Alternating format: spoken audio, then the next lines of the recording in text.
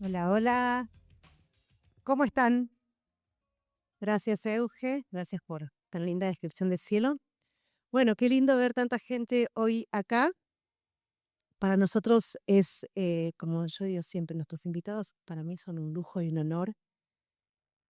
Recibimos hoy a Daniel Vigo. Él es médico y experto en fisiología.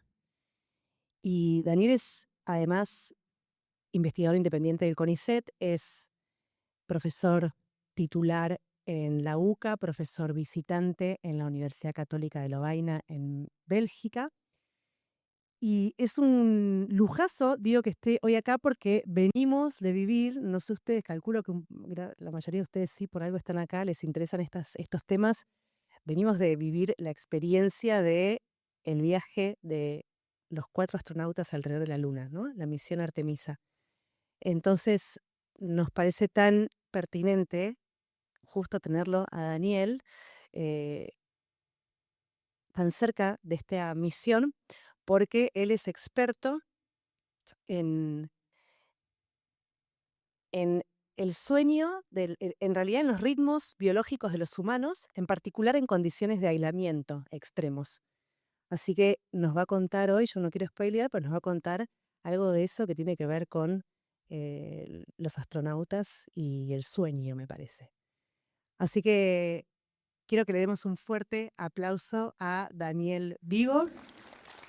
Él participó además de la misión Mars 500 y de estudios en la Antártida. Yo creo que él seguramente algo más les va a contar. Gracias, Daniel. Gracias, Estefanía. Bueno, gracias, Estefanía, por la invitación. Eugenia, al plantel técnico que nos está dando apoyo, Alberto, Javier. Y gracias a ustedes por estar hoy acá, a pesar de que se está empezando a cerrar medio Parque de Palermo. Bueno, estábamos viendo una imagen, no sé si podemos retomarla, muy bella, del transcurrir del tiempo con el cielo. Vemos que salió el sol, ahí está subiendo en el cielo. Y esta es una imagen que la humanidad vio durante mucho tiempo, 200.000 años como sapiens, un poco más como Homo, un par de millones de años, y aún más nuestros tatarabuelos.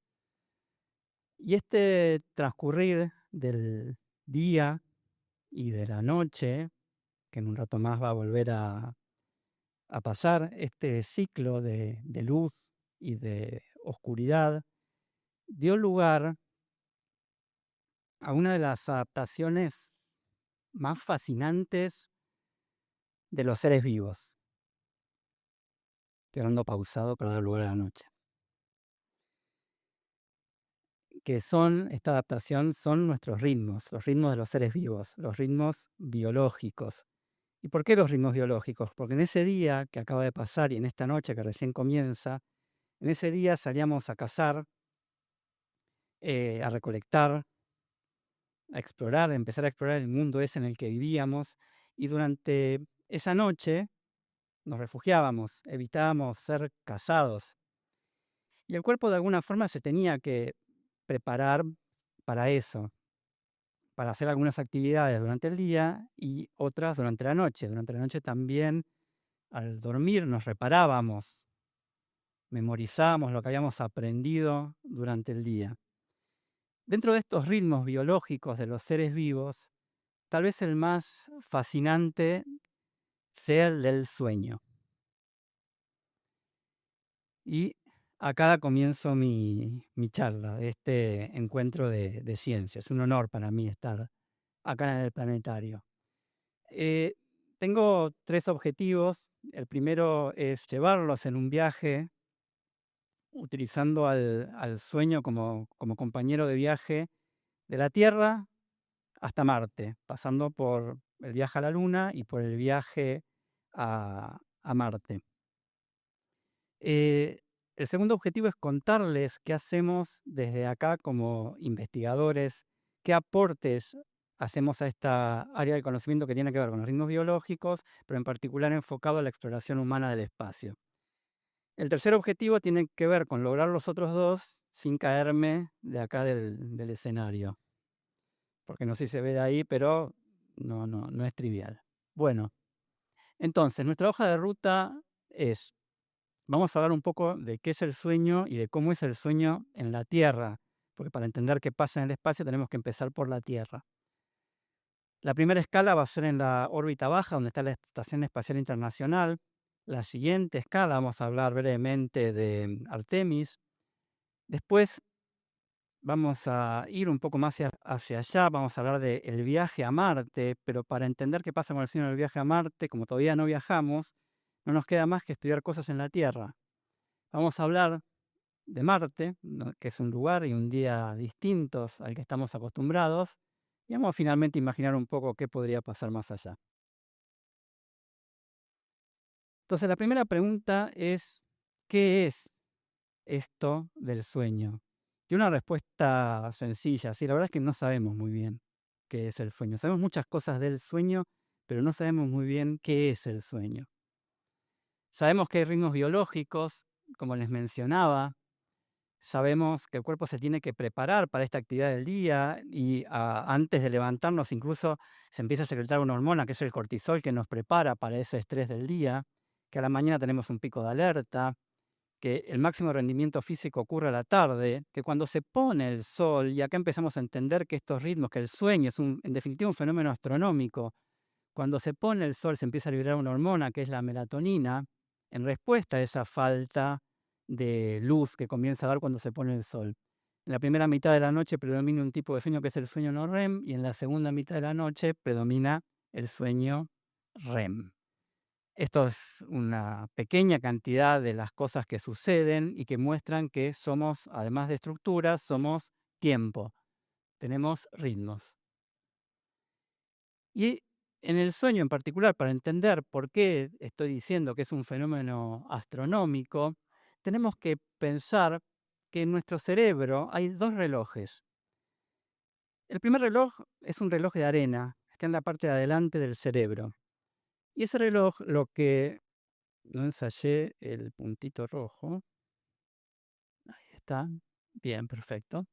Ese reloj lo que me está diciendo es cuánto tiempo pasó desde que nos despertamos. Me marca ese tiempo. El tiempo que pasó desde que nos despertamos. Y a medida que pasa más tiempo, ¿qué nos sentimos? Más cansados, como se deben sentir seguramente un poco ustedes ahora. El segundo reloj funciona como un reloj de pulsera. Lo que me marca no es el tiempo que pasó, sino la hora del día. Y a medida que va pasando el día, los fenómenos regulados por este reloj, que está en dos núcleos que se llaman núcleos supraquiasmáticos en el cerebro, los fenómenos regulados por este reloj se contraponen con el otro, es decir, que promueven el alerta. Promueven el alerta y acá nos sentimos cada vez más cansados. Uno va en contra del otro. ¿Y qué pasa cuando el sol se pone? Cuando el sol se pone, se empieza a liberar esta hormona, que es la melatonina, y este fenómeno empieza a decaer. Este fenómeno de promoción de la alerta empieza a caer y nos encuentra con el otro reloj lleno de arena, que no es arena obviamente, ¿sí? Y esa es la señal para irnos a dormir. Entonces, en definitiva, estos dos procesos determinan nuestro nivel de alerta durante el día y que en algún momento, cuando se pone la luz del sol, nos vayamos a dormir. Eso es una de las cosas que sabemos del sueño. Ahora, la pregunta que nos hacemos, porque según lo que les acabo de comentar, dependemos bastante del sol para tener esta sincronía, ¿sí? Algo que no les comenté es que nuestro reloj interno, el que marca la hora, tiene un periodo de 24 horas y media. ¿Qué significa eso? Que si nos encierran dentro de una caverna y no nos da el sol, todos los días, y no tenemos ningún estímulo social, todos los días nos vamos a ir a dormir media hora más tarde, porque nuestro reloj interno mide 24 horas y media. ¿Y quién nos sincroniza a 24 horas? El sol, justamente. Es la principal clave que tenemos para que nuestro reloj se sincronice con el día y con la noche. Entonces, la pregunta que nos hacemos es, ¿todavía seguimos a este sol? ¿Qué les parece que es eso que ven ahí? Es un encuentro de ciencia. Me tengo que encontrar con ustedes ¿Quién tira algo? ¿Algo? Perdón, de un árbol, un fósil. Bien, es algo viejo, aparentemente, ¿sí? De hecho, es algo muy viejo. ¿Esto decís que es algo de un árbol? Ah, bien, perfecto. Pensé que decías por esto. Yo porque ya sé lo que es, entonces tu respuesta trato de adaptarla a lo que ya sabía de antes. Bueno, pero sí es algo de un árbol. Esto es la primera evidencia de una cama que tenemos. Esto está datado en 200.000 años. Esto es hierba con cenizas. Y no me pregunten mucho más porque no es mi especialidad. Pero sí les puedo decir que es una revista muy prestigiosa. Y es la primera evidencia que tenemos y de hace 200.000 años, o sea, recién éramos sapiens, de que ya le prestamos mucha importancia al sueño. Pasaron muchos años, y recién en los últimos 200 años, ¿qué hicimos? Esto que vemos acá. Iluminamos nuestro planeta. Es una verdadera mutación ambiental. Estábamos acostumbrados a la imagen del principio, a la imagen del día y de la noche, a la imagen del sol siendo nuestro principal sincronizador. Y ahora le metimos otro sincronizador, que es la iluminación nocturna. Esta iluminación nos permite extender nuestras jornadas más allá de las 24 horas del día. Y no estamos plenamente preparados para eso. Entonces, la pregunta que sigue es, dado esto, ¿cómo dormimos en la Tierra? Por acá dicen mal. Bueno, a los investigadores nos gusta tomar datos, ¿sí? Así que uno de los desafíos de esta charla es que la parte técnica que van a ver ahora ande bien. Y si no, la vamos a hacer a la vieja usanza. Nos gusta tomar datos. Así que esto es un encuentro de ciencia. Les pedimos por favor que escaneen ese QR.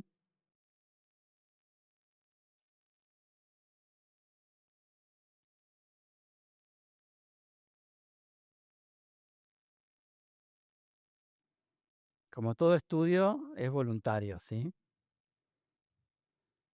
Les va a pedir un nombre, pongan cualquier cosa, no hace falta que se identifiquen.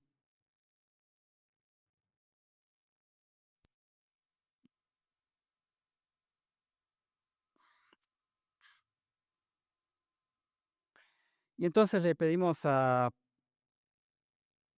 ¿Cambió? ¿Pudieron entrar a algún lado distinto de...? Bien, 25 jugadores, perfecto. Vamos a esperar que suba un poco más, que puedan escanearlos algunos más. Se llenó, bien. Eso no estaba en las bases y condiciones. Perfecto, bueno, entonces pasamos con los 25 primeros a la encuesta. Ya les aclaro que este estudio está un poco sesgado. Sí, está sesgado porque ya contestaron los 25 primeros. Eso significa que seguramente contestaron los 25 que estaban más despiertos y más reactivos para poder contestar. Entonces, fíjense qué fácil podemos sesgar un estudio científico. Bueno, ahora hagamos la primera pregunta. Durante la semana, ¿cuándo te acostás?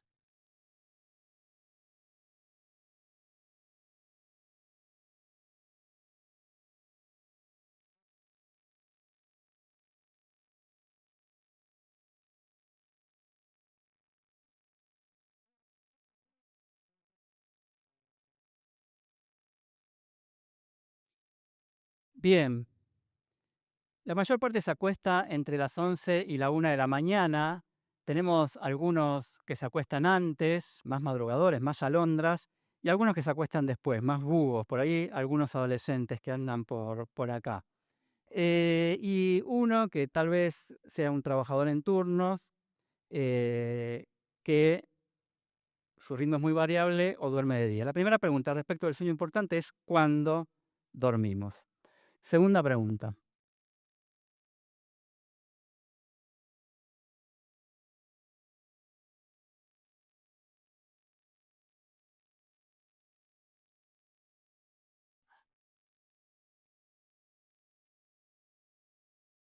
Creo que abajo decía mostrar resultados. Ahí, mostrar resultados. Siguiente pregunta. Perfecto.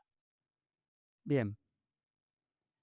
La segunda cuestión es ¿cuánto duerme uno?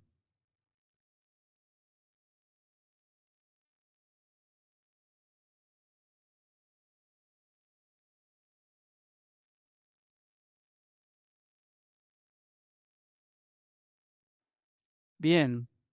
Entonces, tenemos que el 27% de ustedes está durmiendo menos de 6 horas. La recomendación son por lo menos 6 horas o más, sobre todo para los adolescentes que decía que podían estar por acá oyéndonos. Entonces, cuándo se duerme y cuánto se duerme. Tenemos a muchas personas que, dadas las condiciones que vimos antes, están durmiendo poco. La tercera pregunta es cómo duermen.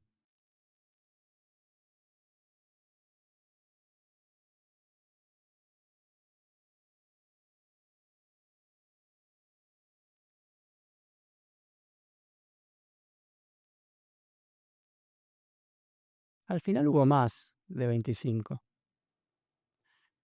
Bien, entonces, el, más de la mitad está diciendo que duerme más o menos. 40% duerme bien o muy bien. Fíjense estos números, ¿no? O sea, ustedes están diciendo que muchos de ustedes, ya no recuerdo, 20-25% está durmiendo menos de 6 horas y más de la mitad duerme más o menos. Eh, si esto fuese en otras enfermedades, uno saldría corriendo. Hay una epidemia. Bueno, de hecho, hay una epidemia de trastornos del sueño. Y la última pregunta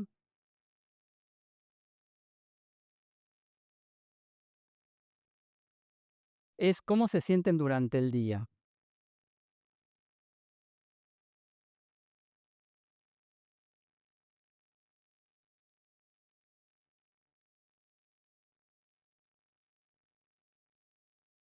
Bien, 60%, también más de la mitad, tienen un poco de sueño.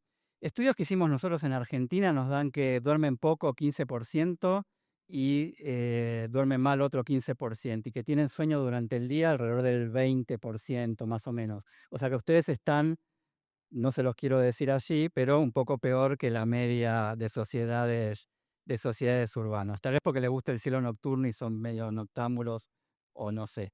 Pero entonces, ¿cómo duerme? ¿Cómo dormimos en la Tierra? Bueno, así dormimos. Ustedes, deben ser una muestra representativa de algo, duermen de esta forma, no demasiado bien. Gracias por el apoyo técnico, Javier y Alberto. Bueno, volvemos al PowerPoint. Vamos a ver, les quiero hacer una pregunta más.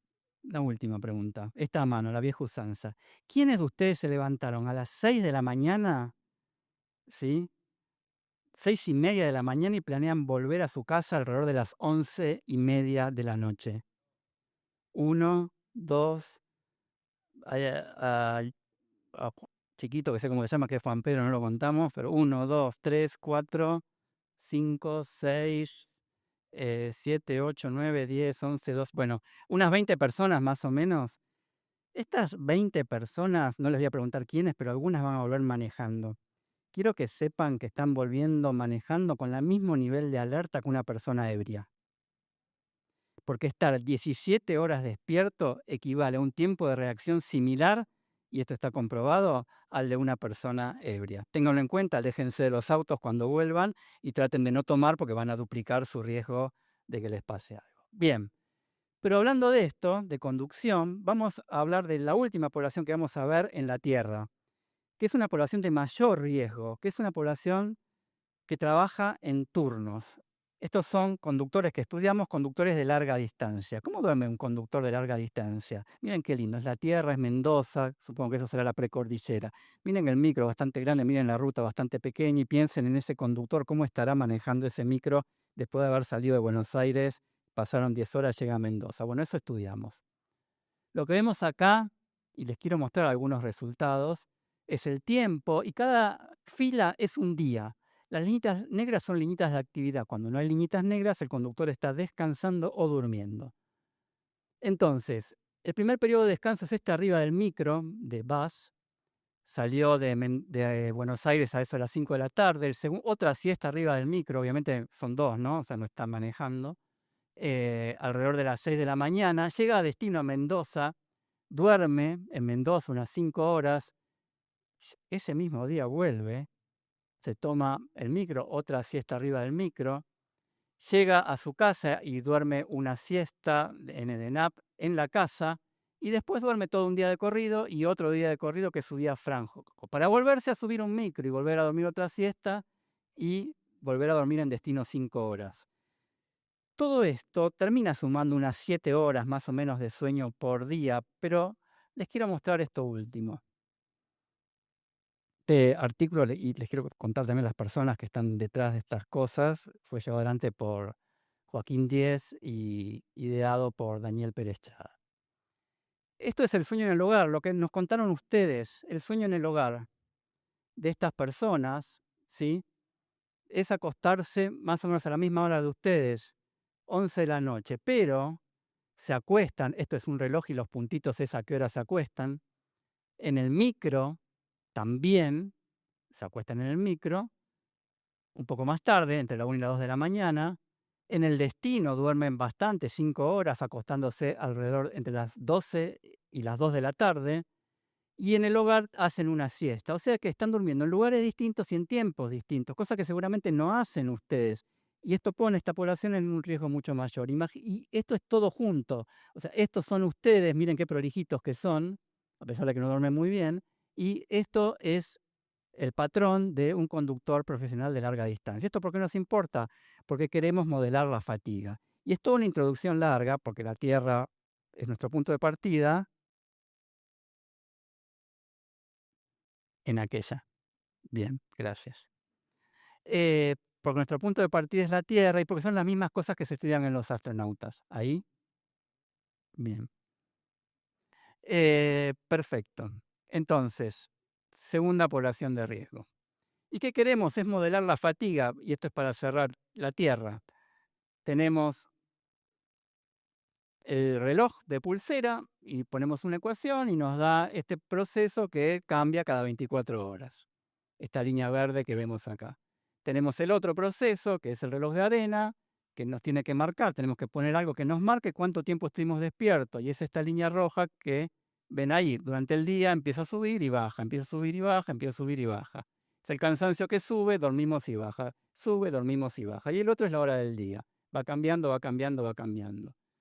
Juntamos todo esto y tenemos la modelización de la fatiga, que es la línea negra que vemos ahí. Según cómo cambian las condiciones de sueño, la línea negra va cambiando. Y apuntamos a eso, y es a eso lo que apunta la investigación en astronáutica. Esto está siendo llevado adelante por Malena Mulfedere, una de nuestras investigadoras. Bien, entonces, en definitiva, ustedes vinieron acá no para escuchar tanto de la Tierra, pero tenemos que partir de un lugar, sino de qué pasa en el espacio. Y allá vamos. ¿Qué pasa primero en la órbita baja? ¿Qué pasa en la Estación Espacial Internacional? ¿Es importante esto para los astronautas? Sí. Hay un mapa de riesgos de la NASA donde el sueño ocupa un lugar importante junto con otros riesgos. En particular está marcado como amarillo, tanto para la órbita baja de la Tierra, para el viaje a la Luna y su descenso, como para Marte. Para todo lo que son operaciones en el espacio es un riesgo amarillo. Y su impacto en la salud no estaría tan mal, siempre y cuando no nos vayamos a Marte, que está relativamente mal. O sea, no es el mayor riesgo, pero es uno de los riesgos importantes a tener en cuenta en la exploración humana del espacio. Bueno, y hablamos de cómo dormimos en la Tierra, les preguntamos a ustedes, ahora queremos saber cómo se duermen en la Estación Espacial Internacional, y para eso se lo tenemos que preguntar a un astronauta. Con ustedes, Chris Hadfield, astronauta canadiense.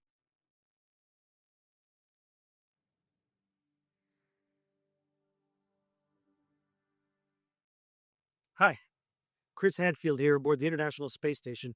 We keep busy on board the space station. Long days, lots of work, physical exercise. At the end of it, you're tired. But how do you sleep in space?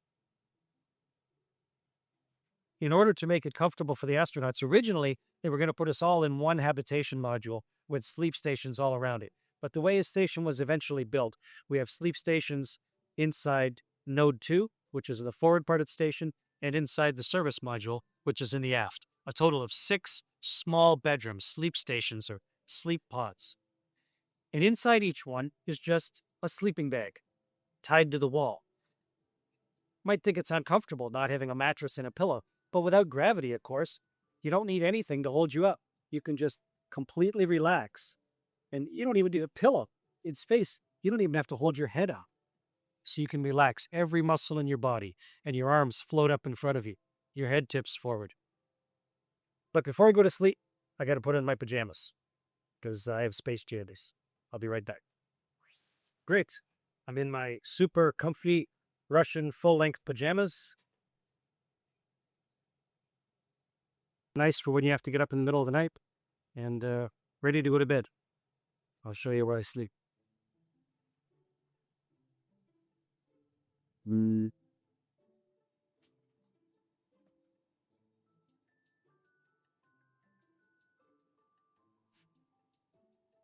This is my sleep station on my sleep pod. This is where I spend up to 8 hours every day here on board the space station. It's actually on the floor, but once you're inside, you just can't tell.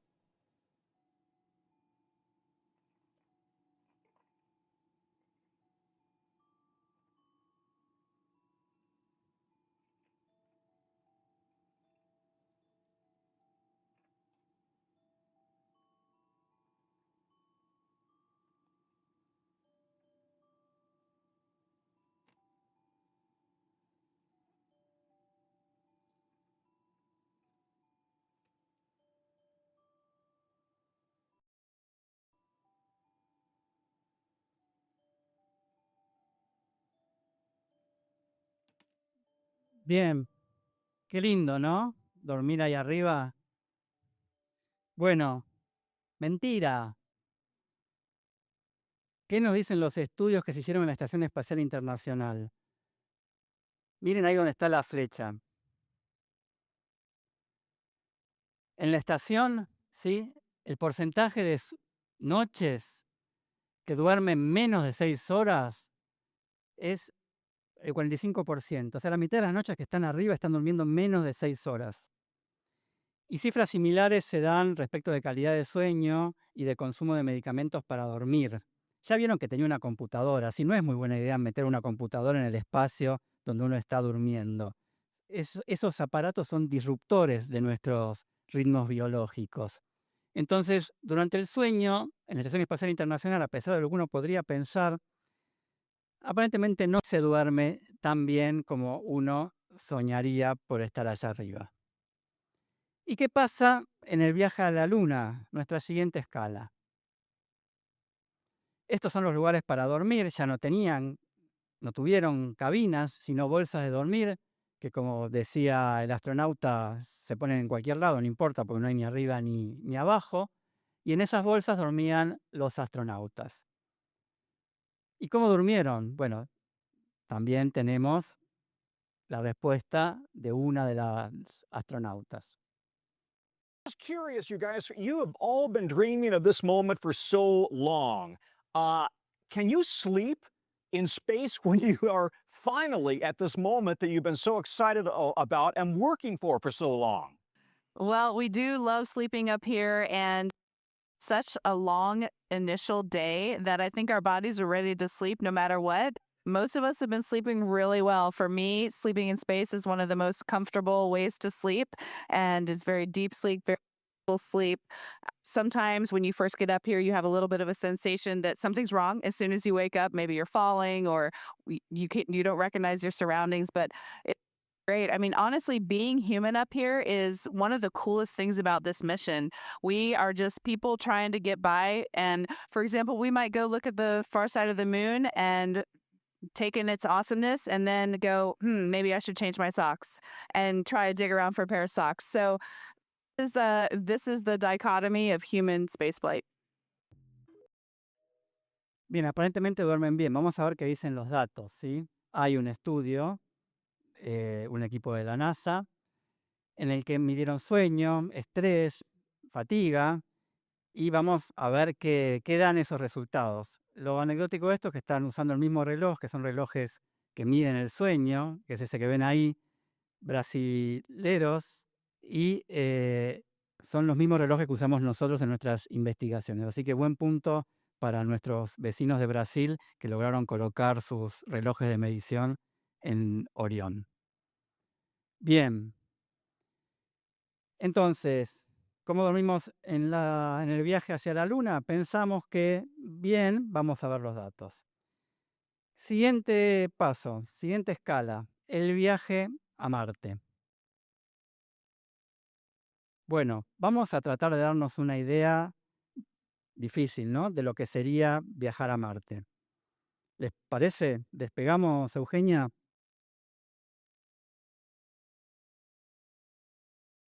Preparado para el despegue. Falta 15 segundos. Falta 10, 9, 8, 6, 5, 4, 2, 1, 0. Del pibe atrás y poco. Biosisic. Parte. Precioso barrera de sólido. Combustible de primera y segunda sesión agotado. Todos los parámetros según lo esperado. Motores de refuerzo arrancan en 10 segundos. El lanzamiento fue un éxito, tal como se esperaba. Separación exitosa. Estamos a 7 minutos del amartizaje.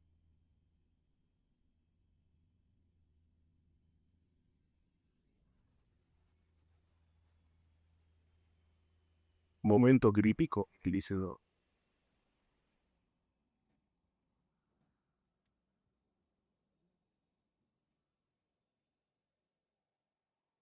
Amardizaje exitoso. Curiosity en superficie marciana. Bien. Y la pregunta es, ¿podré dormir en el viaje? Para los que toman un avión y tienen la suerte de poder viajar a Estados Unidos, a Europa, es la primera pregunta. ¿Podré dormir en clase turista con 3 centímetros para estirar las piernas? Bueno, seguramente sea la pregunta que se hacen los astronautas. Vamos a ver en qué medida la podemos contestar, pero como todavía nadie fue hasta allá y no son 30 segundos como fue este video, sino 260 días de ida y otros tantos de vuelta, que puede variar según cómo esté Marte respecto de la Tierra, es una pregunta importante. Y para responderla, utilizamos lo que se conoce como análogos espaciales, lugares en la Tierra donde se puede simular algo que pasa en el espacio. Lo que nos interesa a nosotros es el confinamiento extremo propio del viaje a Marte. Es el proyecto Mars 500 de la Agencia Espacial Europea y de la Academia Rusa de Ciencias, ahora no se podría hacer, están en guerra, que fue en 2010 y en el que tuvimos la fortuna de poder participar como investigadores. Durante 520 días se encerraron a 6 personas en esas instalaciones, que sería más o menos como 2 ambientes, pero un lugar para dormir y otro lugar para trabajar. Imaginen un poco a las personas que tienen al lado ustedes, ¿sí? O si no las quieren mirar, traten de sentirlas. Imagínense 520 días ahí adentro, porque seguramente sean amigos entre ustedes, esas personas. Imagínense 520 días sin poder salir. ¿Qué pasaría sin poder ver la luz del sol? 520 días.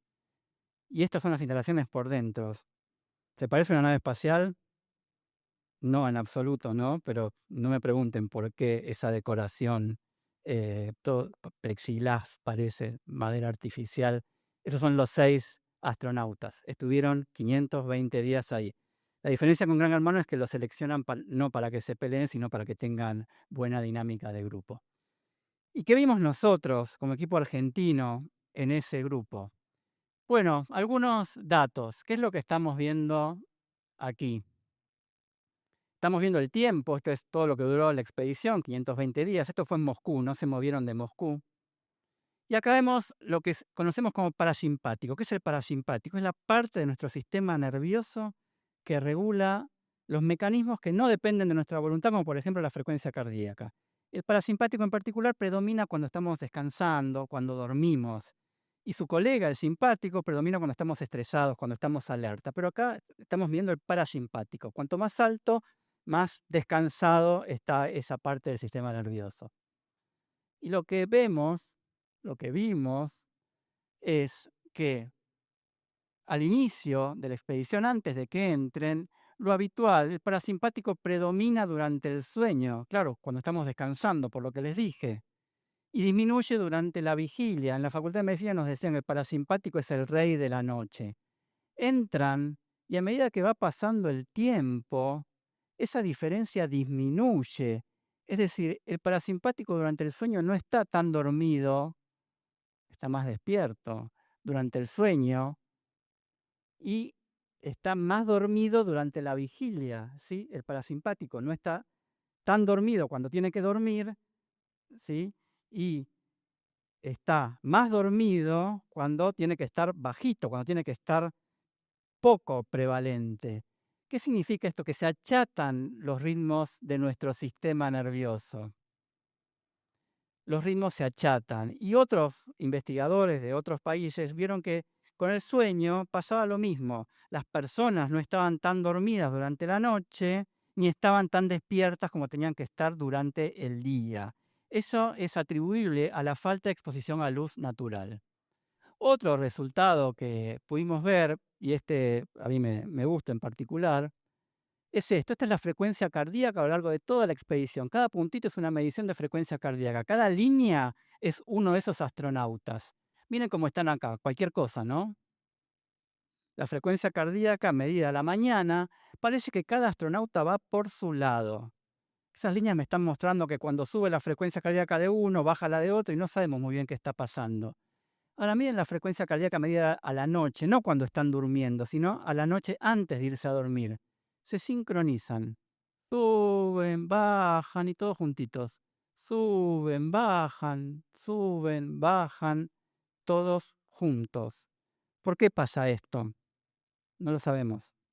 Lo que sabemos es que en un momento del día, a la noche, tal vez porque se juntan ellos, la tripulación está funcionando como un todo desde la fisiología más íntima, llamémosle, desde la frecuencia cardíaca, no desde algo que ellos opinan o sienten, sino desde las mediciones puras y duras del corazón. Los astronautas van como un todo a la noche.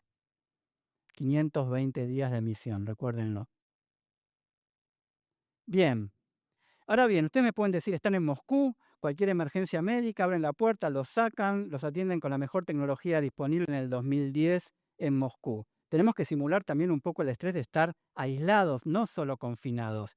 Y para eso tomamos los análogos espaciales que se estudian en la Antártida. La Agencia Espacial Europea tiene una base antártica que es Concordia, es la que ven ahí,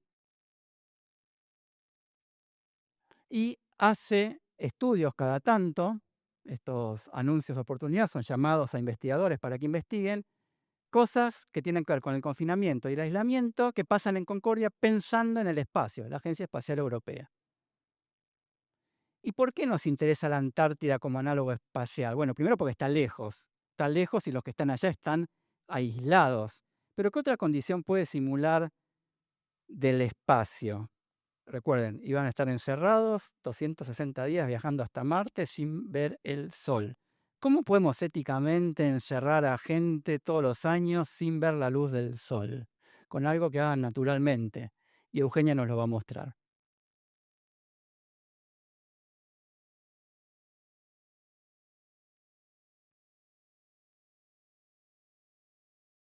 Acá lo que vamos a ver es a la Antártida desde arriba, desde una nave que podría estar arriba de la Antártida. ¿Y qué ven ahí?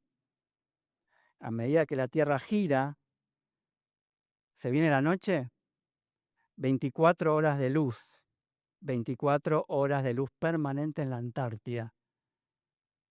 No hay noche y día en una parte del año. Y eso los que van a la Antártida lo solucionan fácil porque oscurecen las habitaciones. Pero ahora va pasando el año, ahí ya ven que hay un día y una noche, y cuando llegamos a abril, mayo, junio, vemos que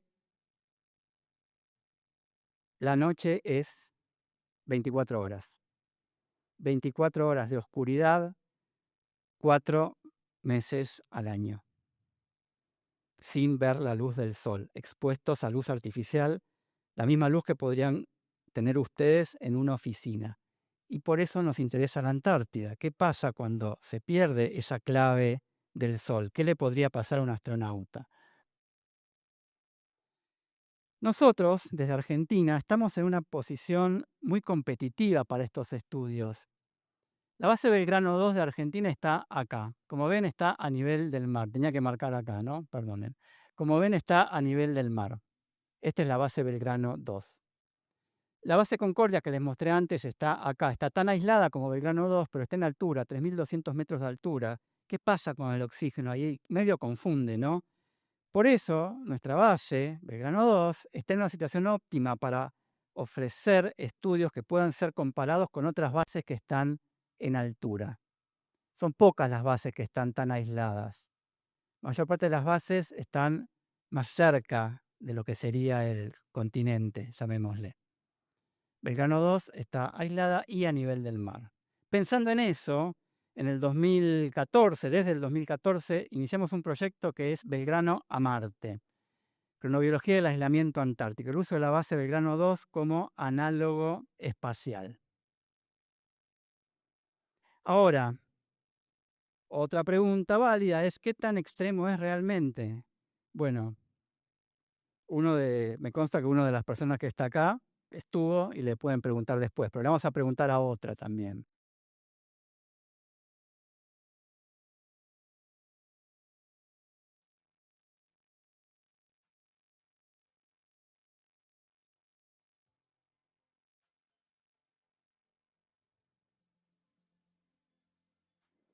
Hola, buenas tardes. Soy el teniente primero médico López Juan Manuel de Argentina de la base Belgrano 2, que está a cargo de las expediciones de campo del proyecto Cronobiología del aislamiento antártico 2019, para el cual utilizamos, entre otras cosas, antígrafo, popote que llevo puesto desde el principio del año. Como lo que llevaron los astronautas. Pero duro quedar de los símbolos 40 grados bajo cero. Por este motivo no tenemos lagos cerca para aprovisionarnos de agua.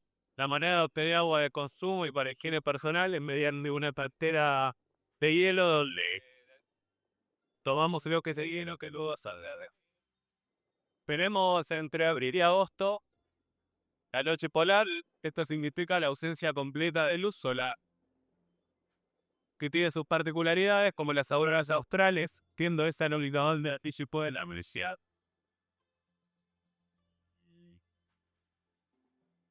Tenemos vientos que pueden llegar a los 900 kilómetros por hora, lo que pediría la revisarse el aterrizaje por cualquier avión o helicóptero.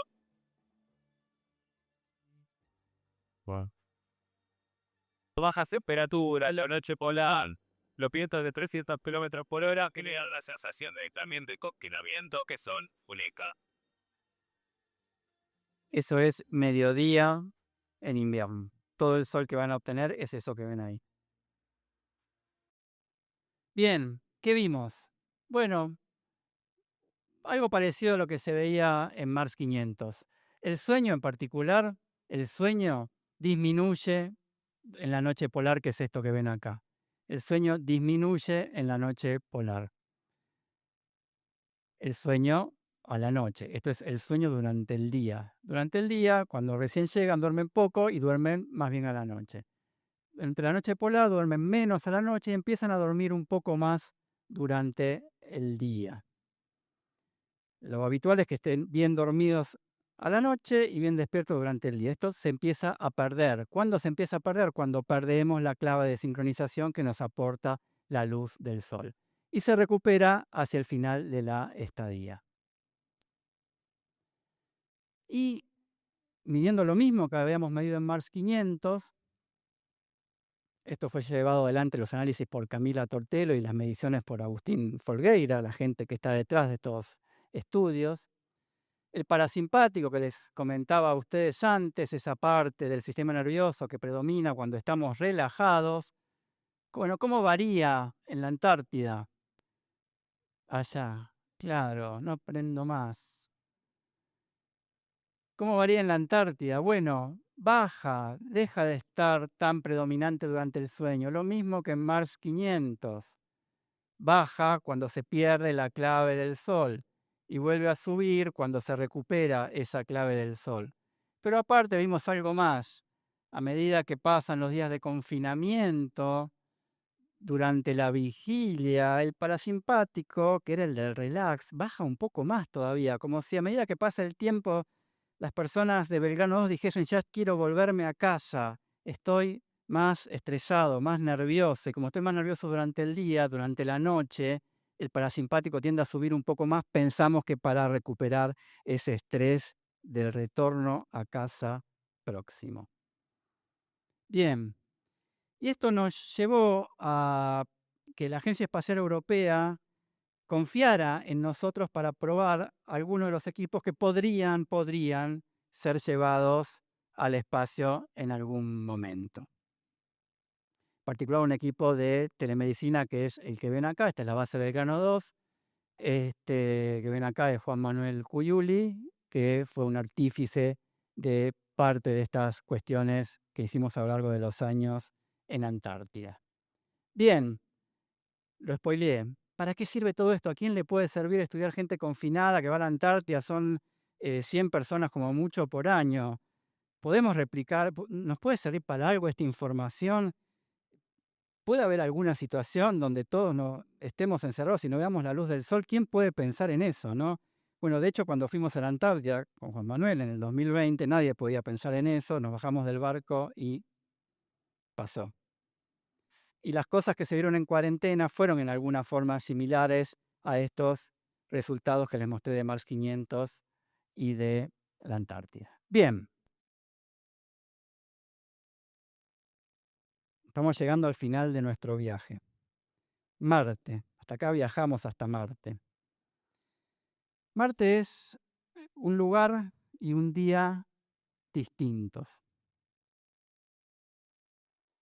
Entonces, la primera pregunta que todos nos hacemos siempre cuando estamos lejos es ¿dónde está mi casa? ¿Sí? Y imagínense, estando ustedes en Marte, ¿qué podría pasar cuando los astronautas se hagan esa pregunta? No lo sabemos porque nunca nos pasó. La Tierra se veía así de grande, más o menos, desde Artemis o desde Apolo cuando bajaron en la Luna. ¿Cómo se ve desde Marte?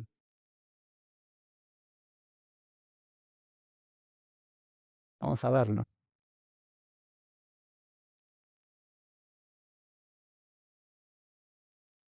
Les pido que empiecen a buscar a ver dónde encuentran a la Tierra.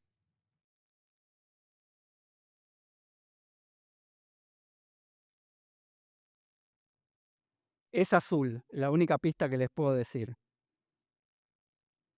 O más que azul pálido.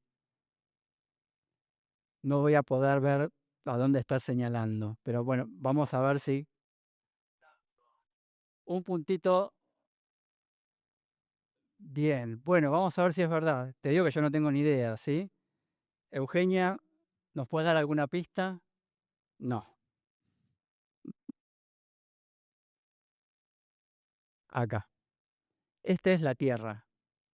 Ese, como decía Carl Sagan, puntito pálido, pale, puntito azul pálido, pale blue dot.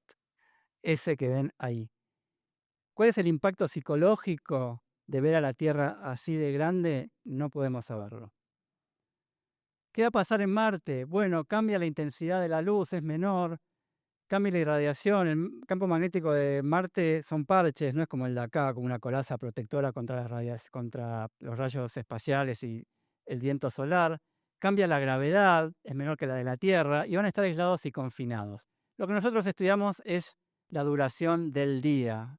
Obviamente no tenemos datos, ni nosotros, ni nadie, pero podemos tener una pista de lo que pasa con los ritmos circadianos en todas estas condiciones, estudiándolos un poco en animales, y se sabe que todas estas condiciones cambian los ritmos circadianos de animales y sabemos que el confinamiento y el aislamiento cambian, y tenía que señalar acá, por ahí para la próxima lo aprendo, el aislamiento y el confinamiento cambian los ritmos circadianos en humanos.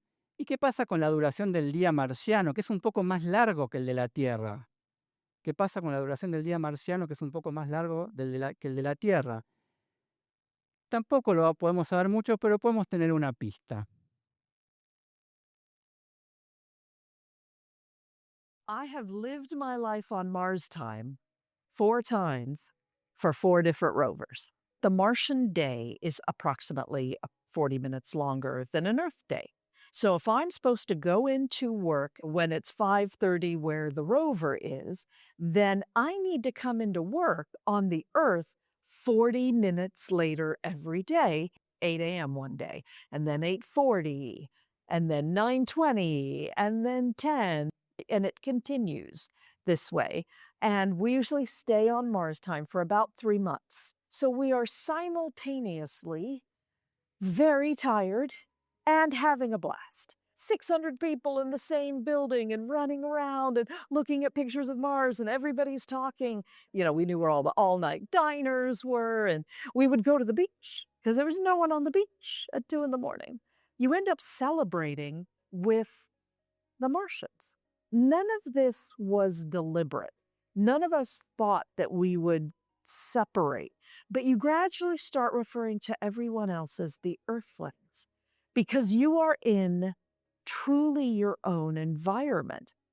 In some ways, the impact on your families can be even greater. Every time we're getting ready to land, then we prepare for Mars time. And my husband will say, "We're getting ready for Mars time." And he puts up, foil on all the windows to darken the house as much as possible. You don't want to have any Earth sunlight coming in because then your body is like, "Oh, it's morning." And you're trying to say, "No, not on Mars." It's not like daycare rotates on Mars time. It's not like grocery stores are open on Mars time. Sometimes I would get these kind of plaintive emails from my husband. "Can I come home? What time is it? Right? Will I disturb you?" Because he was trying to conduct his life without having no idea when I was going to be awake or when I was going to be asleep. And when you come off of Mars time, it's literally like you've been away for 3 months. You gather with your friends and go, "So, what's been happening on the Earth for 3 months?" And I've always taken from those experiences a sense of what it's going to be like when we really are sending astronauts to Mars. I can just imagine what it's going to be like for the crew of a ship going to Mars as the time stretches out between them and the Earth, and how they really are going to feel separate. Separados. Esa es la cuestión. Estamos sincronizados al tiempo de la Tierra. Esta evolución que hablamos al principio nos adaptó a nuestro ritmo. En otro planeta las cosas van a ser distintas y no sabemos qué va a pasar. Sí sabemos que van a estar separados. Y bien, llegamos al final, también a decir de Carl Sagan, en la orilla del océano cósmico. ¿Qué vimos? Vimos el sueño como un fenómeno astronómico, esta adaptación de los ritmos en los seres vivos y en particular del sueño, que nos permite seguir el ciclo de luz y oscuridad. Si el bienestar o la felicidad, si uno quiere, tiene que ver con estar atentos y conectados con lo que nos rodea, como tal vez esa chica en la playa, el sueño nos da esa ventana de oportunidad de estar atentos y conectados con lo que nos rodea. Y de un tiempo a esta parte estamos perdiendo esa oportunidad. Obviamente nadie va a negar los beneficios de la luz artificial, ¿no? Sería muy necio. Pero tenemos que saber que no podemos estirar nuestras jornadas eternamente, 24 horas. Esto fue una verdadera mutación ambiental. Y también vimos cómo podría alterarse el sueño una vez que nos empecemos a adentrar en esta orilla del océano cósmico. Una vez que empecemos a perder esta pista como clave de sincronización que nos da el Sol. ¿Y qué estamos viendo acá? Bueno, estamos viendo los próximos pasos, ¿no? Artemis, ¿qué es lo que está haciendo? Al final de la charla lo aprendí, la lucecita. Está probando las capacidades, ¿sí?, del viaje, y a medida que vaya avanzando las distintas misiones, va a probar cada vez cosas más complejas. El viaje, el descenso, hábitats lunares y finalmente un ensayo final de lo que sería Marte. No hay mejor análogo marciano, tenemos cerca, real, que lo que sería la Luna.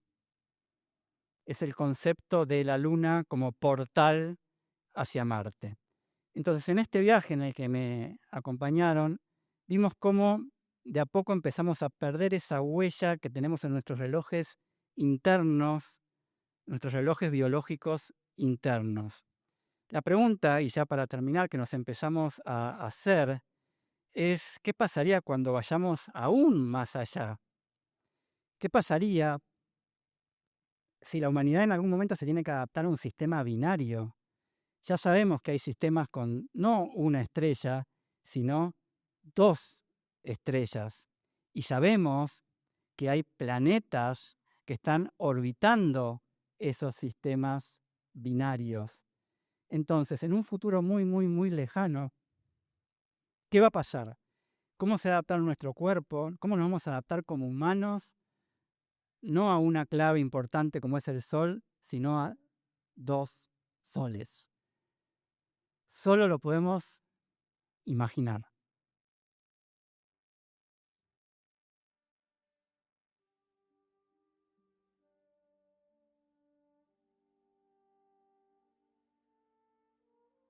¿Estaremos deprimidos como está Luke?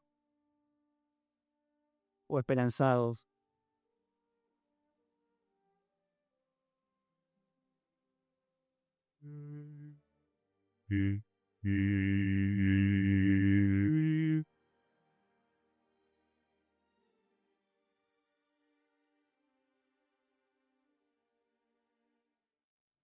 Bien, y con esto terminamos.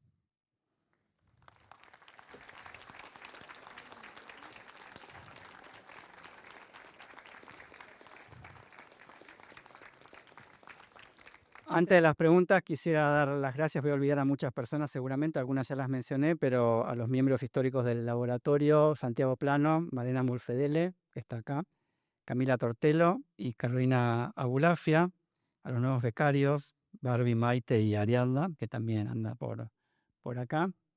He nombrado a algunas personas de fuera del laboratorio que estaban detrás de los proyectos.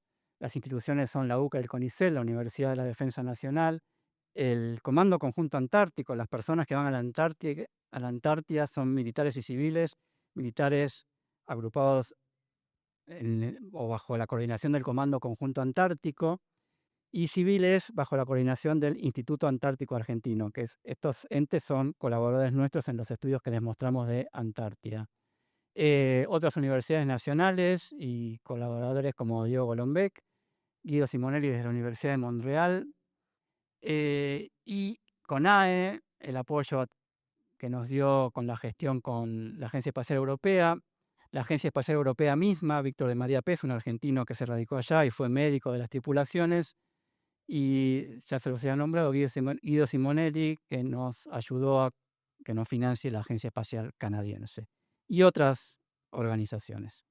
Bueno, muchas gracias a todas ellas y muchas gracias a ustedes por la atención.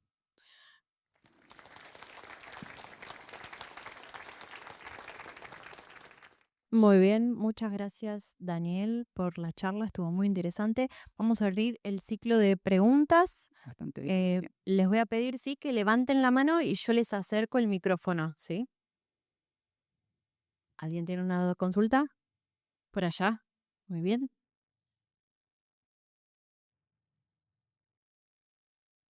Hola, me presento, ya hablamos con Daniel hace un ratito, somos 2 profesores de la UBA y de UADE, que estamos en una experiencia de diseño de hábitats para ambientes extremos.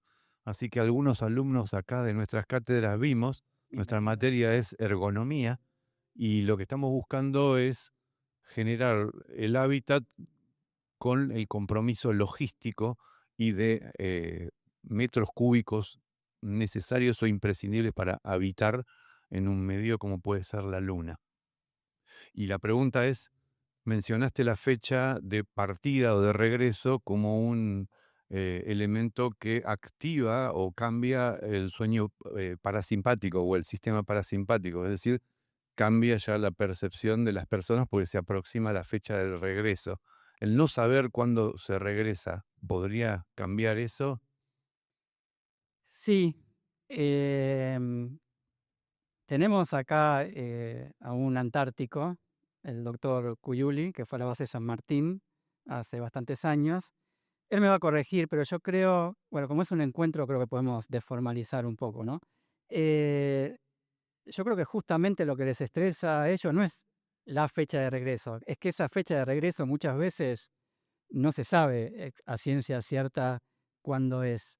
Y empieza siendo el 15 de diciembre y después es el 1 de enero y pasaron las fiestas allá cuando pensaban pasarlas en casa y después es el 15 de enero y hubo un problema con el rompehielos y se atrasa todavía un poco más y obviamente no estoy comprando la incertidumbre esa, pues saben que eventualmente van a volver con la incertidumbre de ellos en definitiva están en la Tierra pisándola, con la incertidumbre de estar en Marte y ver a la Tierra así, ¿sí? Así que supongo que el estrés será mucho mayor. Esa sería mi respuesta. Supongo que el estrés debe ser mayor. Muy bien. Siguiente pregunta. ¿Alguien tiene alguna consulta para hacerle? Por acá. Muy bien. Hola, Hola, primero buenas noches.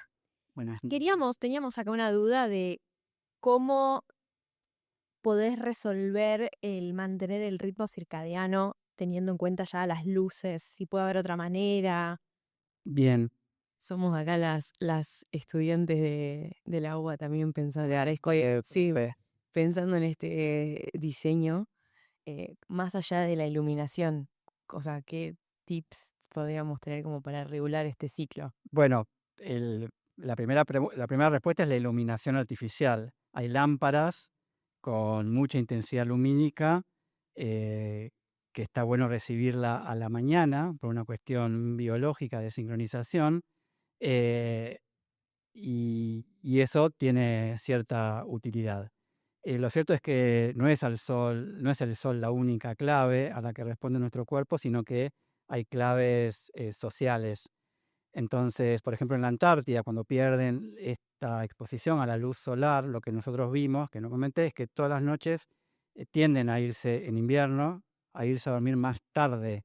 Pero ¿y por qué no se desfasan? Bueno, porque hay una clave social esperándolos a las 7 de la mañana, que es, se levantan para desayunar. Así que la segunda cuestión tiene que ver con estas claves sociales. La alimentación también funciona como sincronizador.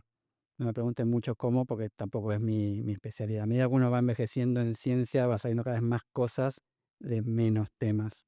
Al final uno sabe mucho de nada, pero bueno.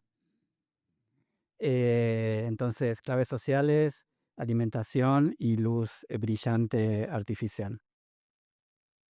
Bueno, Bo- muchas gracias. Bueno, respecto al habitar la luna, tema sueño, 14 días de día, 14 días de noche, ¿es parecido a la Antártida? ¿Cómo se manejan los ciclos del sueño, esto del parasimpático, todo? No lo sabemos.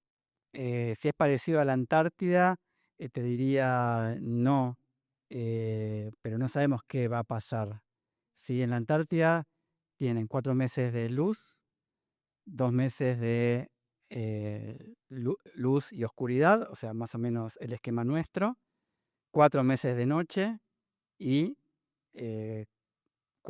2 meses de vuelta de luz y oscuridad y después a comenzar de vuelta con luz completa.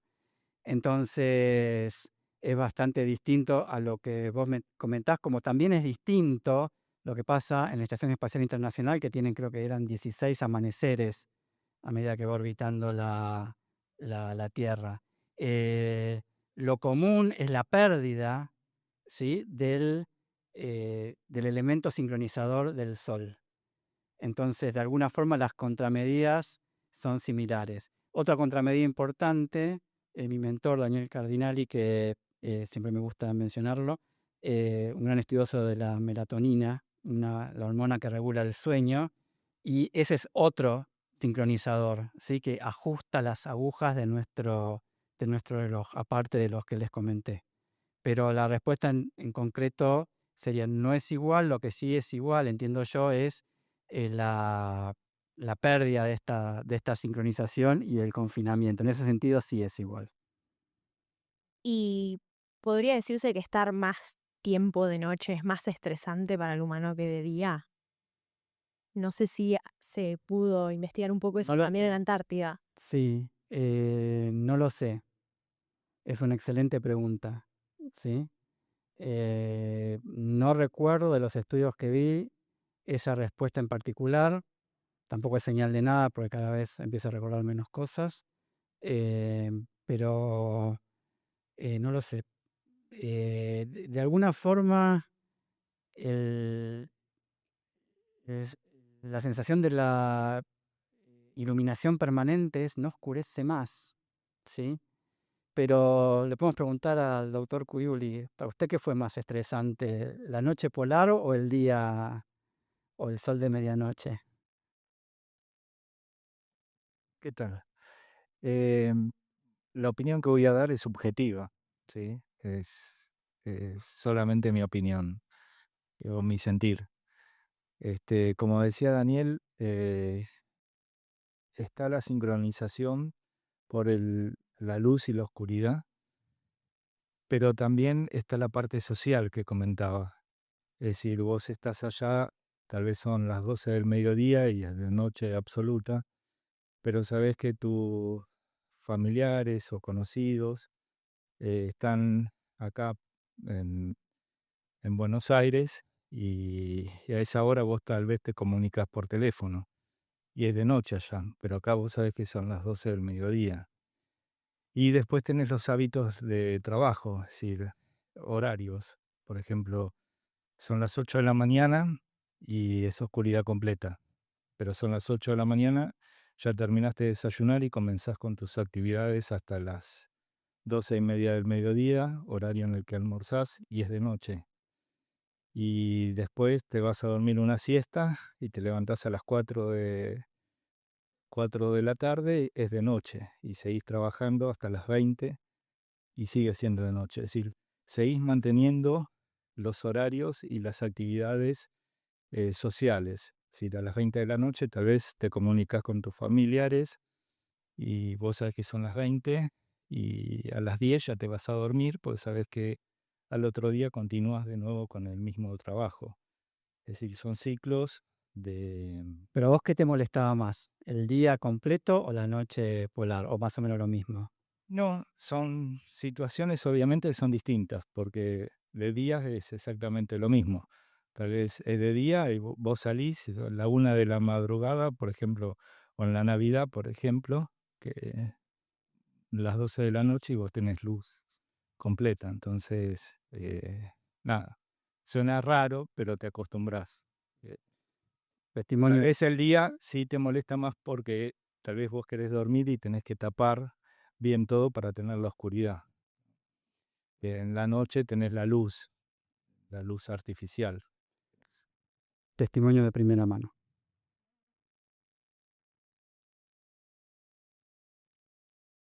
Por acá están, perdón. Bueno, ya te marco para...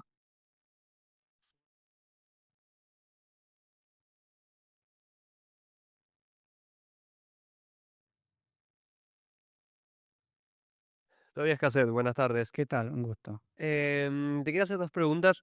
No tienen tanto que ver exactamente con la parte del sueño y eso, pero sí con los requisitos extremos de una eventual misión a Marte. Sobre todo la primera. Primero, sería una buena idea, yo pienso que sí, no sé qué opinarás vos, que el primer grupo de astronautas que vaya a Marte sean personas que se conocen de hace mucho tiempo entre sí eso mejoraría la situación dentro de la tripulación, ya que cada uno de ellos se conocería mucho y todas y cada una de las cosas debido a, bueno, todo el tiempo que pasarían juntos. Y después también te quería preguntar, ¿sería viable cultivar algo como papas, como en la película de Martian, como hacía Mark Watney en Marte? Porque sé que han estado haciendo algunas cosas similares en la Estación Espacial Internacional. Ok, la segunda no tengo idea, ¿sí? Así de lleno te digo, ni siquiera puedo especular. La primera, no tengo nada leído, pero me parece una pregunta muy interesante. La otra también me parece interesante, pero esta me deja pensando. Em, yo, en principio, creería que no, que no debe ser bueno un grupo que ya se conozca, ¿sí? Em, porque o sea, me estoy yendo completamente de paper científico. Estoy dando una opinión completamente subjetiva de lo que puedo haber aprendido en la vida, como todos ustedes, ¿sí? Tenemos una psicóloga, ¿está la doctora Belone por acá? Sí, es ella, ¿no? Una psicóloga que participó en nuestro laboratorio, que por ahí después puede dar alguna opinión. Fue parte de nuestro laboratorio por algún tiempo. ¿Viste las fiestas? Eh, Las fiestas son momentos muy alegres, pero también muy jorobados, en las que las personas se reúnen y están juntas. O más que las fiestas, se me ocurre, che, qué buena idea, vayámonos de vacaciones todos juntos a, no sé, Pinamar, Córdoba. Y se va el núcleo familiar, y para si después extendés ese núcleo familiar, es medio denso a veces. Se tiene que llevar realmente muy bien y no tiene que haber ningún problema histórico, porque después no podés salir, ¿sí? Entonces, pensando en eso, o amigos que se ven durante el año y deciden irse juntos, eh, a veces eso no termina de funcionar bien. Yo creo que es mejor gente específicamente seleccionada, con muchas capacidades de dinámica grupal, muchas capacidades físicas, que las pones a trabajar en pos de un objetivo común. Porque si tenés gente que se conoce, seguramente tampoco puedas conseguir gente con todas esas características al mismo tiempo que se conozcan como grupo, ¿sí? Eso sería un poco lo que opino. Me parece que pueden arrastrar cosas históricas complicadas y, en segundo lugar, es difícil que encuentres un grupo que se conozca de hace mucho tiempo que tenga todas esas características que se requieren al mismo tiempo para ser astronauta. Y espera, por último, quería saber también qué tanto cambiaría el tema del confinamiento una vez en Marte. Los astronautas podrían salir del hábitat o base y con un traje espacial estar afuera y también al sol, aunque sea con un traje. Bueno, ahí ya estás perdiendo una de las cuestiones del confinamiento y aislamiento propio del viaje espacial en sí, que es la falta de luz solar. Ahí ya pasás a tener un estímulo. Entonces, si uno pudiese tomar ese punto aislado solamente, uno tendería a pensar que debería ser mejor, ¿no? Porque ya tienen una actividad más parecida en ciertos sentidos a la natural de la Tierra, respecto de estar confinado en una nave espacial sin poder salir, ¿sí? Ahora bien, yo mostré una diapositiva en la que hay otros factores a tener en cuenta, em, como la luz de distinto color, la luz de distinta intensidad, el campo magnético distinto, la gravedad distinta, que no sabemos realmente cómo pueden afectar. Eh, Parte de la dificultad de estos estudios es aislar los factores. Entonces, obviamente, esto le da contexto a la respuesta que te estoy dando. Obviamente, para estudiar el sueño, lo mejor sería estudiar el sueño en la Estación Espacial Internacional. El sueño se altera. Bueno, ¿cómo sabes si se altera por la falta de gravedad, por el confinamiento o por la exposición a radiaciones? Vos tenés que aislar el factor. Cuanto más lo aislás, menos de verdad es. Saben, yo te pongo confinado a una persona en Moscú. Bueno, eso muy real no es. Bueno, te la pongo en la Antártida. Bueno, es más real. Pero al mismo tiempo tenés otros factores que te disturban eso es Spanglish, que te alteran el sueño ¿sí? Que no son solo el confinamiento, pues ya tenés el aislamiento. Entonces, ¿lo haces muy controlado? No es real. Lo haces muy real, no es controlado. En relación a lo que vos decís, en Marte, yo no te puedo contestar, ni creo que se pueda contestar qué va a pasar con el Sol, porque al mismo tiempo tenés todos esos otros factores adicionales. Pero en principio uno tendría a pensar que en ese sentido sería mejor. Muy bien, por acá 2 consultas.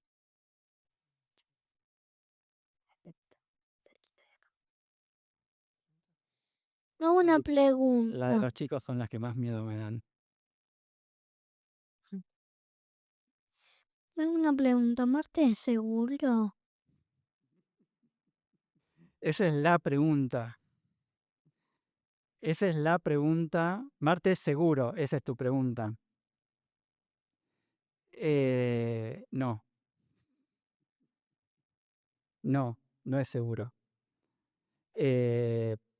No es seguro y eso es lo que los investigadores tratan de estudiar, porque siempre son las mejores las de los chicos.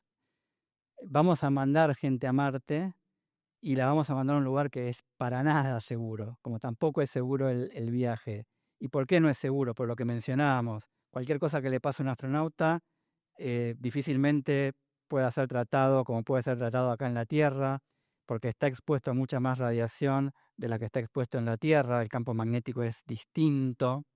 Después tu papi te va a explicar algunas de estas cuestiones, pero contesto para todos. La falta de gravedad es distinta, con lo cual cuando estamos con poca gravedad y después de haber hecho un viaje de 260 días, vamos a tener la mitad de la masa ósea o muscular y vamos a haber estado expuestos a más o menos 2000 radiografías de tórax, que es lo que se calcula de exposición a radiaciones, así que no es para nada un lugar seguro. Pero la pregunta que viene detrás de eso es, si es tan inseguro, ¿por qué queremos mandar gente a Marte? ¿O por qué se invierte tanto dinero en esto? Y si me permiten ensayar una respuesta a esta pregunta, voy a pegada a esa. Hay una famosa carta dando vueltas de una monja de África al director de la NASA. Pero bueno, en algún momento estadísticamente va a venir un meteorito y va a acabar con nosotros.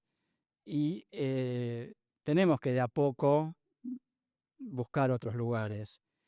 En segundo lugar, ese dinero es una industria como otras. Es una industria que mueve trabajos, que mueve aportes sociales, y hay un estudio que dice que por cada euro que el contribuyente aporta en la Unión Económica Europea, ese euro genera más movimiento económico que muchas otras industrias. Así que económicamente funciona bastante bien. Todos estos celulares que usamos, mejor dicho, todos nosotros, bueno, funcionan con GPS, satélites, que no hubieran sido posibles sin la inversión inicial que parecía, porque voy a mandar esa lata del Sputnik para que me haga pip, pip, pip, pip, pip, pip al espacio. Entonces, hay una cuestión económica. También yo entiendo que la plata invertida en la exploración espacial, si se dedicase a paliar el hambre, que no es un problema de plata, que es más bien un problema de logística y un problema político, en definitiva. Y por último, están nuestros genes. De hecho, se han encontrado genes que se piensa que tuvieron algo que ver en esta pulsión por salir de África en algún momento y supongo, esto no leí ningún paper, que tendrán algo que ver con esto de estar mirando hacia arriba. Somos seres exploradores. Esa es la mejor respuesta que puedo ensayar. Pero en realidad tu pregunta tiene una respuesta fácil que es no. Muy bien. Gracias, Juan Pedro. Por acá otra consulta. Bueno, la última. Mi nombre es Gabriel y más o menos contestaste un poco lo que quería preguntar, pero más específicamente yo tenía una duda con la microgravedad. Si está estudiado, si tienen datos, esa variable en la estación espacial leí un poco que está bastante estudiado, pero no justo con el ritmo circadiano. ¿Ustedes pudieron sacar algo? No, entiendo que hay estudios en los cuales yo no profundicé, porque estudiamos en realidad ritmos biológicos y la exploración humana del espacio y el confinamiento y aislamiento extremo es una parte de nuestras líneas de trabajo. Otras de nuestras líneas de trabajo, por ejemplo, tienen que ver con el deterioro cognitivo, ¿sí? Pero lo que tienen en común es el ritmo biológico, con lo cual nuestro eje común no es la exploración humana del espacio, sino el estudio de los ritmos biológicos, con lo cual no sabemos mucho o no sé mucho de lo que es en microgravedad. Sí sé que hay estudios en seres de menor nivel de complejidad, si eso está bien dicho, un biólogo por ahí me lo discute, como moscas, ¿sí? La microgravedad tiene algún efecto sobre los ritmos biológicos. Pero en humanos es muy difícil de estudiar o virtualmente imposible porque ya vieron el video. Tenés un tipo que está en un entorno ruidoso, por ahí un poco aislado por su cabina de sueño, que tiene la computadora dentro de la cabina de sueño, que está con sobrecarga de trabajo, que duerme poco. Entonces, ¿cómo puedes atribuir el efecto del deterioro del sueño a la microgravedad y no a todo lo que habitualmente en la Tierra sabemos que deteriora el sueño? Hay estudios en análogos espaciales que se llaman estudios bed rest, que se somete a una persona simulando una condición de microgravedad, en el sentido de que en la microgravedad el flujo sanguíneo se redistribuye, ¿sí? Como tiende a ir más hacia arriba. Entonces se simula esa condición. Ahora ahí tampoco puedo estirar el sueño, porque se llaman bed rest. O sea, tengo un tipo 24 horas en la cama. Y yo no, bueno, ¿por qué está alterado el sueño? Y bueno, justamente, ¿a quién le gusta estar 24 horas en la cama? Bueno, por ahí muchos de ustedes dicen que yo pagaría por estar algún día 24 horas en la cama, pero al segundo día les aseguro que no. Así que es muy difícil sacar conclusiones sobre el sueño en humanos en microgravedad. Muy bien. ¿Quién sigue? Por acá.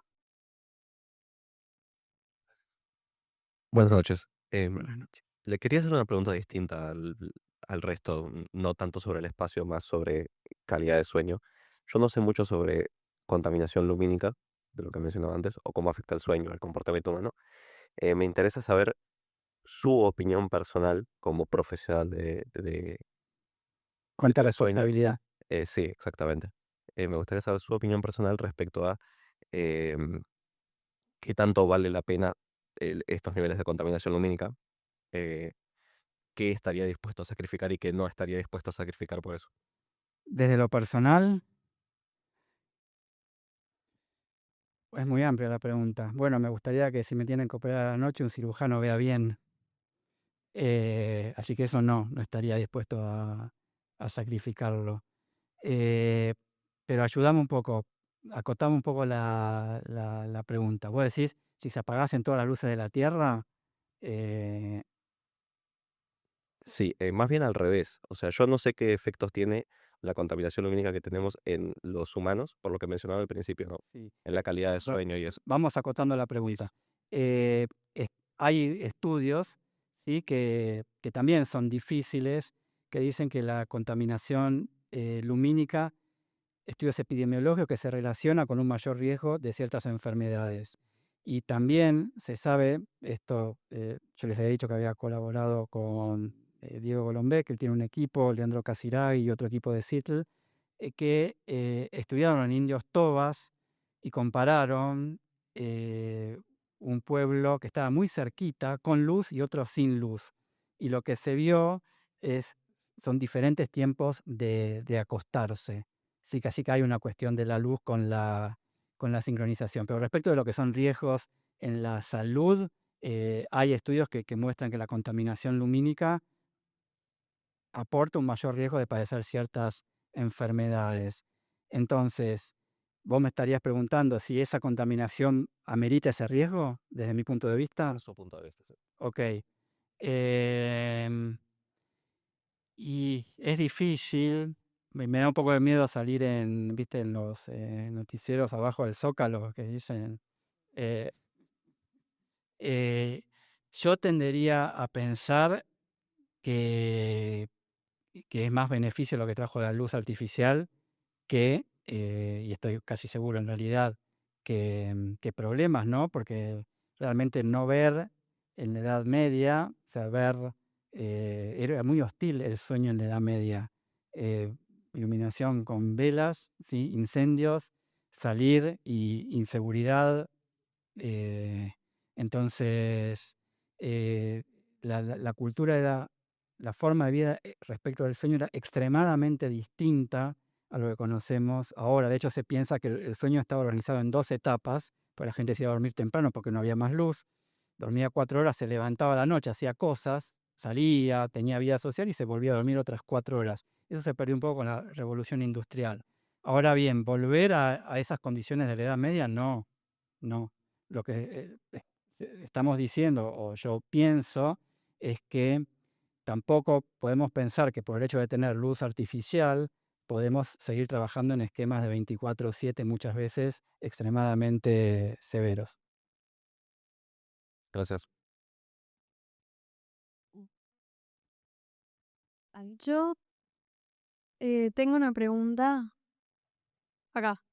Sí, En los estudios sobre el sueño y esto del sistema parasimpático, por ejemplo, en la Antártida, de cómo funciona cuando hay meses de luz y meses de oscuridad, se toma como referencia a personas que están acostumbradas a tener ciclos de 24 horas de luz, digo, 12 horas de luz y 12 de oscuridad.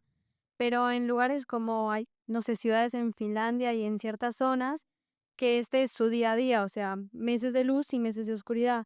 ¿Funciona igual el sistema parasimpático para ellos, así como se ven los de la Antártida? excelente pregunta, no lo sé. No lo sé, y estoy casi seguro que no hay estudios. Y me encantaría ir y interaccionar con algún grupo de allá y que me inviten. No va a pasar. Malena, ¿vos sabés algo de...? Y en general de autónomo, no. Lo que sí sabemos, para poder contestarte algo por lo menos, pero por el tipo de pregunta que me hiciste, supongo que ya lo sabés, es que en invierno hay mucha mayor prevalencia en las latitudes altas de lo que se conoce como síndrome afectivo estacional. La falta de luz natural no solo impacta en el sueño, sino también en nuestra psicología. Y hay una mayor prevalencia de síntomas depresivos.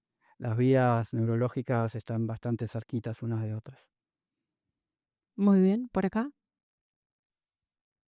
Hola, buenas noches. Hola, ¿qué tal? Justo quería preguntar sobre eso, porque sé que físicamente podemos como que, por ejemplo, la hormona del sueño la podemos como estimular con la luz, porque sé que no, como que no distinguimos bien con lo que es el sol y, Inhibir con la luz. claro, es. Pero sé que también hay muchos factores psicológicos y más que nada psíquicos que son como, por ejemplo, somatizar en el cuerpo o todo eso que nos afectan. Y quería saber si todo eso se controlaba o, va, cómo se estudiaba más que nada. Quería saber si estaba separado, si se estudiaba en conjunto o en qué, cuál era el proceso, digamos. Eh, Bien, excelente pregunta. Bueno, todas son buenas preguntas. Cuando digo excelente no quiero decir que algunas sean mejores que otras, sino que algunas nos dejan pensando. Esta por ahí es porque nos toca la vanidad, porque sí, la respuesta que tengo es sí, lo controlamos. O sea, es algo que sí medimos, ¿no? Y eso se mide con cuestionarios. Nosotros hacemos cuestionarios de cuestiones psicológicas que tienen que ver con los síntomas depresivos, con los síntomas de ansiedad. Ahora yo les había mencionado a Camila Tortello, que está estudiando regulación emocional, cómo las personas regulan sus emociones, que es algo más fino en estos entornos de aislamiento y confinamiento, cuáles son las herramientas que tienen para afrontar, por ejemplo, problemas de dinámica grupal.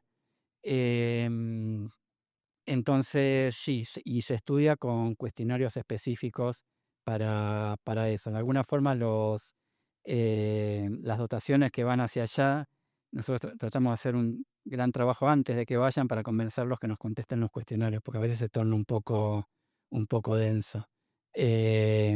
Así que sí, la respuesta es sí y con cuestionarios. Muy bien, por acá me parece que tenían una pregunta. Por ahí también había la chica de camisa roja. Bueno, parecía a lo que preguntó esa otra chica, si hay una preparación eh, previa a que hagan todas estas, por ejemplo, los rusos que estuvieron encerrados ahí y que, bueno, ellos sí pueden salir si les pasa algo. Claro, sí, se lo daba por muertos, ¿eh? O sea, si les pasaba algo, se tomaba como el resultado hubiese sido, se murió. El resultado a los fines de investigación, en el sentido de que si lo hubiese pasado en el viaje a Marte, o sea, si tenía que salir, en Marte no hubiese podido, con lo cual, muerte.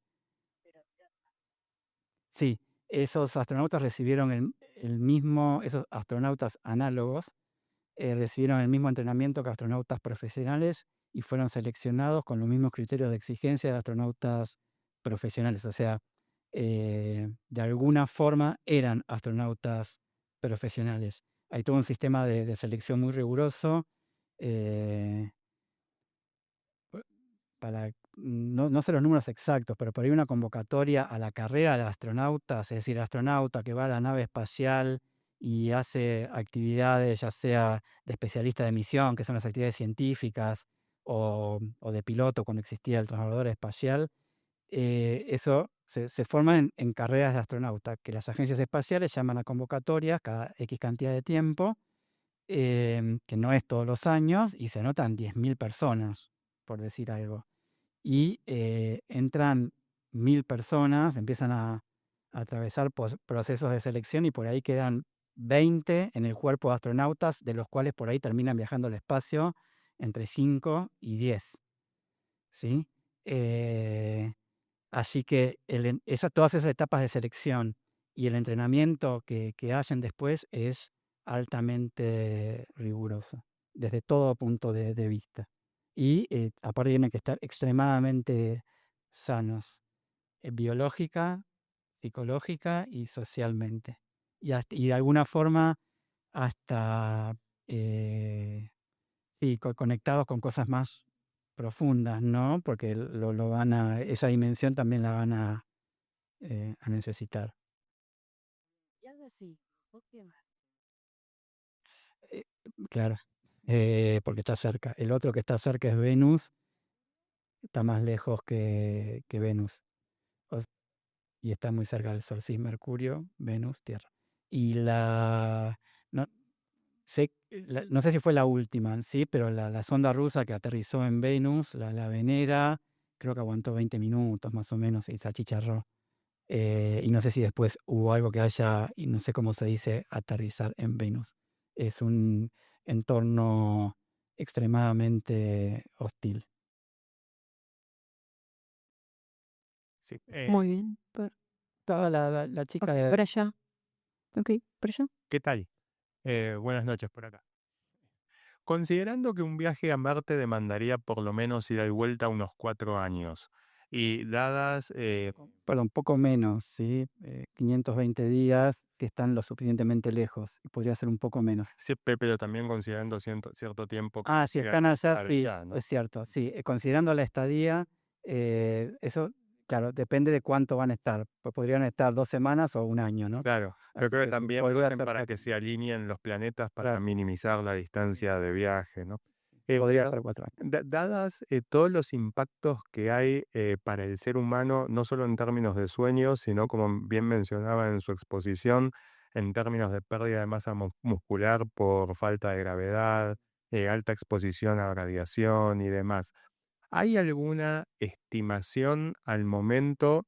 Si bien sé que es muy difícil justamente por la falta de datos, que se trata de un tema, digamos, al que no hay experiencia hasta que no se lo hace, pero respecto a cuál podría ser el impacto en términos de la expectativa de vida y de la expectativa en la calidad de vida de los astronautas al momento de la reinserción a la Tierra. Seguramente sí, pero no la conozco, ¿sí? Te soy sincero. No la conozco. Altamente comprometida, o sea, se me ocurre, de alguien que vaya a Marte. No sé cuántos años menos de vida les debe ser, pero seguramente sean menos años de vida con el estado actual de contramedidas que hay desarrolladas, ¿no? Altamente. El altamente, no sé, podría haberlo omitido. Comprometida, ¿no? Pero no sé cuántos años, pero sí, realmente tiene un efecto, sobre todo en lo que es microgravedad y exposición a radiaciones. Y no sé tampoco, y de ahí se podría sacar un número, la prevalencia o sea, mejor dicho, la mayor incidencia de cáncer en astronautas respecto de la población general. Se me ocurre que debe ser mayor, pero la verdad es que no lo sé. Obviamente dependiendo del tiempo de exposición, ¿no? Porque no es lo mismo ir en su momento con el transbordador y volver, que estar un año en estación espacial, con lo cual volvemos a lo de antes, que, bueno, habrá sido por la radiación, son muestras muy pequeñas, o sea, también es difícil de contestar científicamente. Y en ese mismo sentido, digamos, dadas todas estas problemáticas, ¿si el viaje se lo concibe como un viaje de ida y vuelta o mandando humanos hay pensamientos que van en la línea que sería solo un viaje de ida? Todos los diseños que yo he visto hasta el momento se considera que son viajes de ida y vuelta. Una colonia en Marte creo que está fuera, no lo quiero decir en estos términos, pero una colonia en Marte, cuando eso suceda, si es que sucede, todos los que estamos acá, creo que todos los que están en el planeta Tierra en este momento van a estar muertos. O sea, es algo mucho más en el futuro, pienso yo. No creo que sea algo que pase antes de 100 años. Una colonia, o sea, alguien que esté viviendo permanentemente en Marte. Y hay que ver antes si no nos matamos entre nosotros o alguna de esas calamidades. No sé si acá los físicos o astrónomos o tienen alguna otra, sí, eso, visión o respuesta a esta pregunta que más del campo de ustedes. Si saben algo de... No. No. Sí. Bueno, vamos a hacer una última pregunta porque ya nos vamos de tiempo. Buenas. Sí, yo te quería preguntar algo más por el lado biológico con todo esto del sueño. Y es que si una persona durante un tiempo prolongado duerme menos de lo necesario en su día a día, podríamos llevar esto, por ejemplo, a los astronautas que viajan en naves. Pero, ¿cómo funciona en ese momento, ¿no? El cerebro cuando duerme poco y de repente esto cambia y se tiene que adaptar a eso, al dormir poco. Pero después se puede como ir recuperando. ¿Se puede ir adaptando a volver a funcionar como funcionaba antes? Eh, ¿Cómo? Sí, porque el cerebro, digamos, siempre busca esa estabilidad, digamos, el volver a como seguir funcionando. Entonces, ¿hay como alguna especie de cosa colateral o puede volver a retomar su ritmo? Bueno, voy a tratar de organizar mi respuesta. La falta de sueño o la mala calidad de sueño o el sueño desincronizado aumenta el riesgo de padecer enfermedades crónicas. ¿Por qué? Porque durante el sueño pasan cosas importantes. Hay un manejo distinto de los recursos energéticos, ocurren fenómenos de reparación, el cerebro aprende, el cerebro se libera de toxinas, eh, eso como para resumir. La inmunidad funciona distinta, prevalece ciertos procesos inmunes que no prevalecen durante la vigilia. Dado todo eso, cuando uno altera el cómo, el dónde y el cuándo, como algunos de ustedes respondieron, aumenta el riesgo de padecer la mayor parte de las enfermedades crónicas. Esto no significa que todo aquel que duerme mal vaya a padecer una de estas enfermedades crónicas, ni todo aquel que padece una enfermedad crónica sea porque durmió mal. Es simplemente un aumento del riesgo. ¿Cuáles son? Deterioro cognitivo, ciertos tipos de cáncer, alteraciones metabólicas, de síndrome metabólico, es decir, obesidad, diabetes, alteraciones en el colesterol, todo eso dentro de lo metabólico, problemas inmunológicos y un largo etcétera. En particular, en lo que respecta al cerebro, se aumenta el riesgo de deterioro cognitivo. Bueno, en algún momento te estoy contestando que en algún punto es como que ya no hay, empieza a no haber vuelta atrás. Pero por...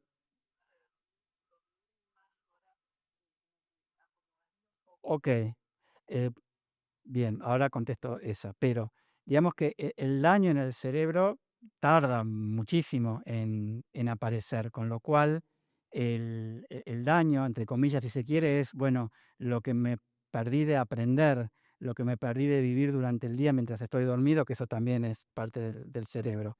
Ahora, contestando a eso otro que vos me preguntás, que es distinto de lo anterior,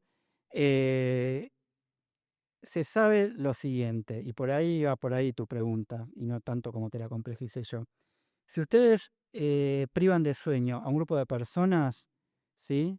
Durante 3, 4 horas y después las dejan dormir todo lo que quieran, el primer día van a dormir 11 horas, el segundo día 10 horas, el tercer día 9, 8 y después se estabilizan en 8.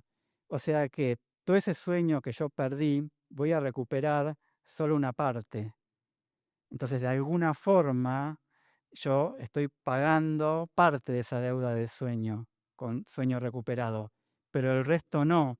Así que todo ese daño que acumulé pasa a ser como una marca, digamos, como todas las marcas que tenemos nosotros en la sociedad actual, ¿no? O sea, microplásticos, humo de los colectivos y un largo estrés de la oficina, etcétera, etcétera, etcétera, etcétera.